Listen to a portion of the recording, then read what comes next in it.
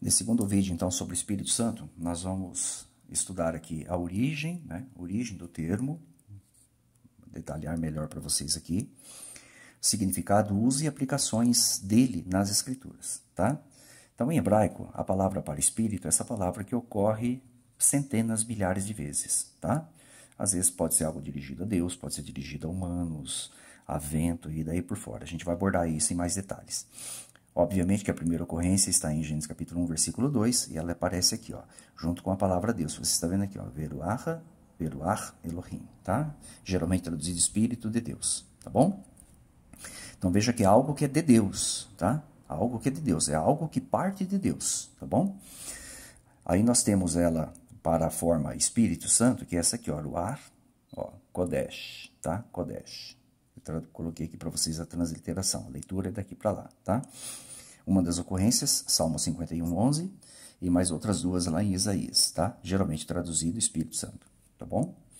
E em grego, pneuma agios, aqui a leitura é igual ao português mesmo, tá? Pneuma agios, tá? A primeira ocorrência em Mateus, capítulo 1, versículo 18. No Novo Testamento ocorre com mais frequência a palavra Espírito Santo do que no Antigo Testamento. No Antigo Testamento ocorre com muita frequência Espírito de Deus. Espírito Santo apenas 3 vezes, mas Espírito de Deus dezenas de vezes, assim como tem Espírito Santo no Novo Testamento. Então vamos lá. Quais são as aplicações da palavra Espírito nas Escrituras, tá? Tanto no hebraico como no grego. Uma delas se refere à disposição mental do ser humano, tá bom? Por exemplo, Marcos 14, 38, palavras de Jesus Cristo, fala que o Espírito está pronto.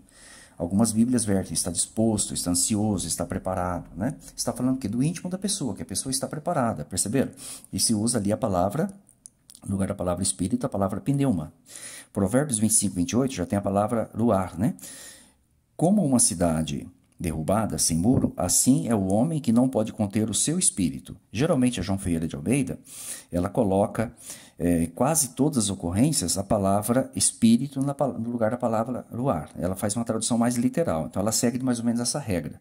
Mas algumas Bíblias vertem por, ó, não tem domínio próprio, perceberam?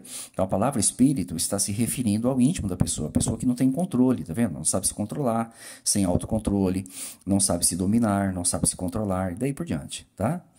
Aqui nós temos, por exemplo, uma fala do faraó, lá nos dias de José. Ó, pela manhã, o seu espírito estava perturbado.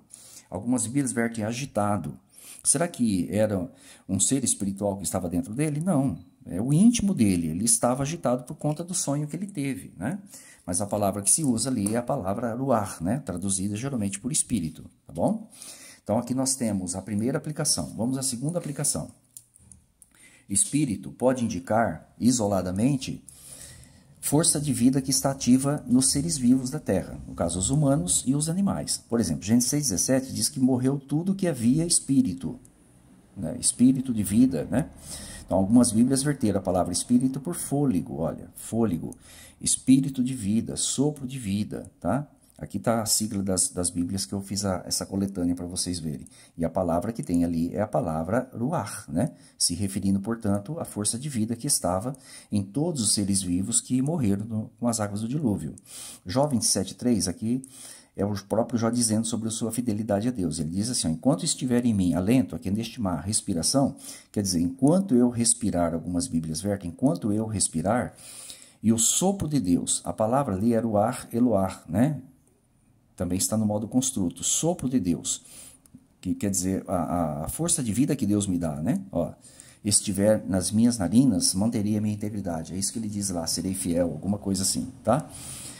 Perceberam? Então a palavra espírito pode indicar, ó, sopro de vida, como vocês estão vendo, fôlego de vida também, dependendo do contexto, tá bom? Outra aplicação para a palavra espírito nas Escrituras, tanto no Antigo como no Novo Testamento, é indicar, né, que está se referindo a seres espirituais invisíveis. Por exemplo, João 4, 24, o próprio Jesus disse, Deus é espírito. O que ele quis dizer? Que ele é um ser espiritual invisível. Mas isso se aplica unicamente a Deus, a Jeová? Não, gente, se aplica também aos anjos. Hebreus 1, 13 e 14 fala, não são todos eles espíritos? Não está se referindo aos anjos?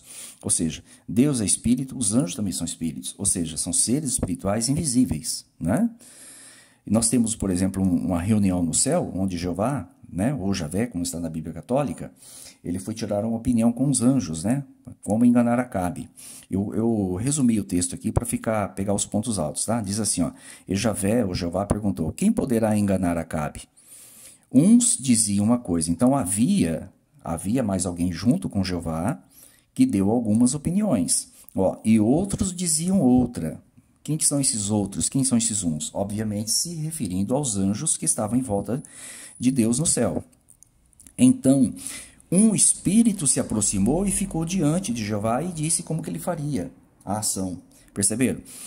Usou-se a palavra espírito para quem? Para os anjos que estavam diante de Deus ali quando ele estava, né? Tirando opiniões deles sobre como poder enganar Acabe, né? Que era aquele rei mau lá do passado. Perceberam, gente? Então, nós temos aqui duas aplicações para o termo espírito no Antigo e Novo Testamento. Aqui nós tivemos uma se referindo ao íntimo da pessoa, disposição mental, né? E as origens do termo, né? Suas aplicações, tá? Esse é o segundo vídeo, a gente vai fazer outros aqui ainda, que vai ajudar vocês aí a aprofundar no conhecimento sobre o Espírito Santo, a força que emana de Deus. Um forte abraço a todos.